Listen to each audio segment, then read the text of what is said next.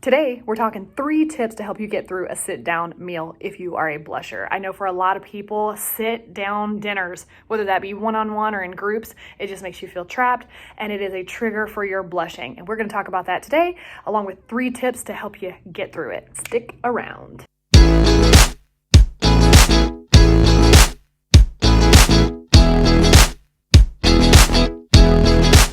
It's Thanksgiving. Now, by the time you watch this, it's not going to be Thanksgiving anymore, but today is Thanksgiving. And I'm just getting ready, going to go pick up some delicious ham from my mom's house. She makes the most delicious ham. So I know for a lot of people, the holidays come with gathering and sitting down for a meal. COVID or not, you do you, no judgment zone here. We're doing a very socially distanced Thanksgiving and holidays period. But for you, you might be doing a big family gathering. Or in the future, when we kind of move through some of this COVID stuff, you might be doing some sort of family gathering, whether it's the holidays or not. I've had a lot of people tell me that probably one of the most difficult times for them with blushing is when they're sitting down for a meal among other people. So today, for this video, I want to give you 3 tips to help you get through a meal, a sit-down gathering with confidence. Now, I'm not saying you won't blush, but I am saying you'll get through it. Did I do everything?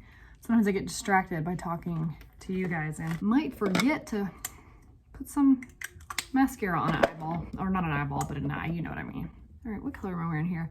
This is totally a spring color, and I don't care. It's like warm outside today.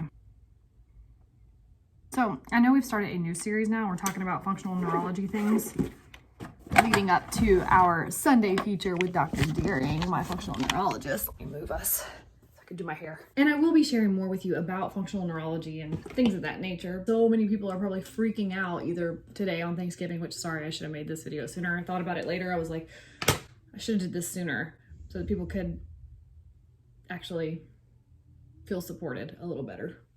Sorry guys. But hey, Christmas is coming in, New Year's.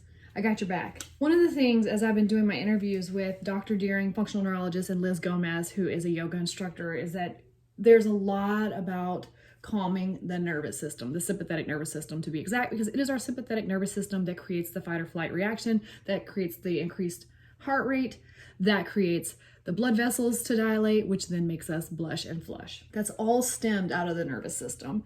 And it's not a bad thing. I think that for a lot of people, we think something's wrong with me.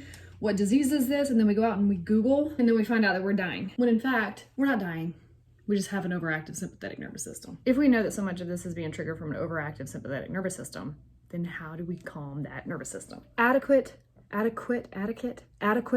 sleep is vital for the nervous system, for the body to repair itself, for healing. I don't always follow this one myself, you guys. Actually, I rarely follow this one. I did test this out in the beginning when I first started my YouTube channel. Sleep is not one that I do very well, but nonetheless, it's still a tip for you. So tip number 1, when you know you're going to be attending some sort of gathering, make sure you get proper sleep the night before, at least 8 hours. And if that's like major stretch, then at least try to do 6. And from what I've researched, supposedly between 10 p.m. and 2 a.m. are the most crucial hours of the night when the body and the brain are doing all kinds of great healing things. If you've ever stayed up really late before and then had to get up and do something strenuous the next day, most likely you are either highly caffeinated to keep yourself awake and your system's super jittery and your energy levels are low and your patience level is thin. But a good night's rest, you feel refreshed, even if you wake up feeling tired, because I know for me, sometimes when I go to bed early, I actually wake up and feel like I don't feel amazing.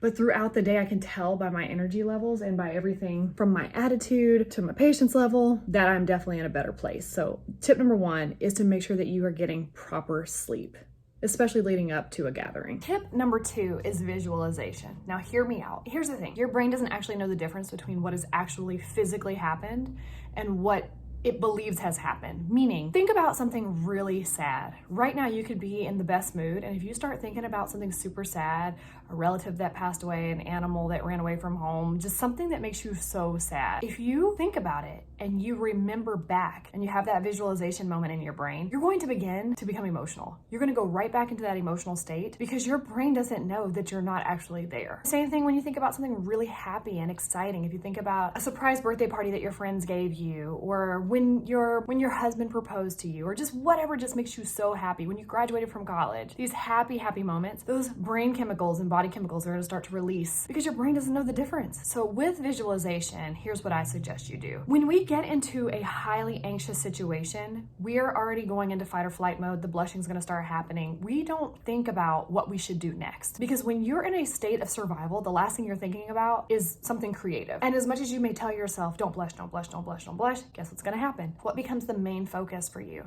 Don't blush. Therefore, what are you thinking about? Blushing. And therefore, what's gonna happen? You're gonna blush. So if you can prepare ahead of time, what is gonna happen when I start to blush? And go through those motions in visualization, go through that scenario in your visualization moment, then when you get in the real blushing moment, you're gonna handle it a lot different. Now, this may take some practice, but as you practice, it will get better over time. So here's what I suggest. Get into a quiet place where you can be left alone. It may be an office, it may be a bedroom. In my house, I have my closet set up, my master bedroom closet set up as a safe place for me to be able to go in there, be left alone, and people know that if I'm in my closet, don't interrupt me in there. So go in there and get into a meditative state. And if you think about meditation, it's where you just sit in a comfortable position and begin to focus on your breath. Well, with meditation, the whole point is not to think at all. But with visualization, what we want to do is go through the scenario in our head. Let's think back about a sit-down dinner that you've been at before. You feel yourself starting to get hot. You feel yourself starting to want to run away. So you have fight or flight. And a lot of times with blushing, flight it is. We want to leave the situation. So I want you to picture yourself there in that scenario again. And I want you to feel yourself starting to get hot. You know that the blush is happening. You know that it's rising. You know that it's climbing up your face or your chest or your neck. What do you do now? You already know what your patterns are. You're gonna feel it. You're probably gonna collapse into yourself, or you're gonna get up and run. But what would you do instead? How could you address the situation differently? Here's an example that I would use. When I feel that start to happen, I know that I have an ability to collapse forward. Instead of collapsing forward, as soon as I feel it, I'm gonna pull my shoulders back. I'm gonna hold my head up, and I'm gonna start to breathe deeply. In and out to calm the nervous system. Then I'm gonna think about being in a really cold place, and I'm gonna feel the frigid temperature on my face, chattering of my teeth. This visualization will help to start bring the body temperature down. And it's gonna be hard at first because you're gonna be thinking about like Arctic temperatures, and then all of a sudden you're gonna be like sweating and you're like, it's not working, and then you're gonna freak out. But if you can keep yourself centered in the visualization process, then I'm gonna think about this, then I'm gonna do this, then I'm gonna do this. And if I have to get up, I'll get up. Like, have your emergency plan. If I have to get up, I will get up and walk to the bathroom or do whatever it is I do to make it seem like I'm not freaking out at the moment. But instead of feeling the blushing start to happen and then just taking off right away, if you could start to practice and exercise, not running, but actually sitting in that discomfort and working through it in your mind, then the next time when you do it, it's going to get easier. And then the next time when you do it, it's going to get easier. And the moment that you get up and walk away from the table is gonna get further and further and further out. You may even have a situation like I've had before where I'm like, wait, I'm not blushing. And then I almost like make myself blush because I was like, I wasn't blushing. I don't know how to act if I'm not blushing. Almost like triggered it myself. So for the purposes of this video, step number 2 is visualization. And you can look into all sorts of techniques for visualization. Look up visualization. Go to Google, you'll find all kinds of blogs on it. And the benefits and learning more about how the brain works, because you really are more in control of this than you think you are. So that's gonna wrap up tip number 2. Tip number 3, plan things out. Here's the thing about going out somewhere, being nervous already, being afraid you're gonna blush, is that you don't wanna be trying to figure out, what am I gonna wear? How am I gonna do my hair? Am I washing my hair today? Am I not washing my hair today? All those little decision-making opportunities suck your brain dry and your nervous system. So if you give yourself less to think about, less to prepare for, less decisions to make, the more energy you are going to have to get you through the evening or the meal or the morning, whatever kind of meal you're doing. Might be breakfast for all I know. How many times have you been getting ready to go out somewhere and you just start getting so frazzled because you can't figure out what to wear? Been there. Or I decided I'm not gonna wash my hair, and my hair doesn't do as good if I don't wash it. So then I'm upset because I'm trying to curl it and do all the things to my hair and I can't get it to act right because I should have just washed it. And then I'm probably like, I guess I should just go ahead and wash my hair now. Now I'm super stressed. Or you leave out late because you didn't plan ahead. Let's say you're driving somewhere. Go ahead and use Waze or whatever you use to kind of map out the distance from your place to wherever you're going, and always make room for traffic. Because if you're anything like me, I'm always running late. I get super stressed in the car. So you are taxing your nervous system by getting frazzled about your outfit, getting frazzled about your hair, getting frazzled about the drive. So if you can plan things out in advance, you're going to eliminate those stressors. It seems really simple, right? But we don't do it. And if you know you have an overactive nervous system, which you most likely do, and that's why you blush all the time, then you need to put some preventative things in place to not tax your system as hard. So here's an example. What I would do is I would just write down a list of things. I do this every morning for my day as well, or the night before for the day ahead. I write down, like, even when I wake up, like 5:30 a.m., wake up. 5:45, because I'm probably not getting out of bed at 5:30, 5:45, put on my workout clothes. And then I just go down my list of every little thing that I'm gonna do that morning so I can see it the night before. And so when I wake up the next morning, I'm not floundering around trying to figure out, what do I do next? Because it's amazing how even the little things, like starting the coffee pot or getting in the shower, you can kind of just wander around and forget where you're at and what you're supposed to be doing right now. And all of that adds into the time, and time is too valuable of a resource to just be wasting. So if you are headed to a dinner tomorrow, then today what you would want to sit down and do is start mapping out your plans before you go to that dinner. Go ahead and look at your clothing options. Go ahead and iron or do whatever you got to do to get those clothes ready. And if you're not sure yet, because you're like me and you need to see how you feel the day of, then pick out 3 options. And on the day of, you'll have the 3 options. Shoes, everything. Have in your mind what you're going to do with your hair. If you're going to wash it, and I know this is different for guys, maybe.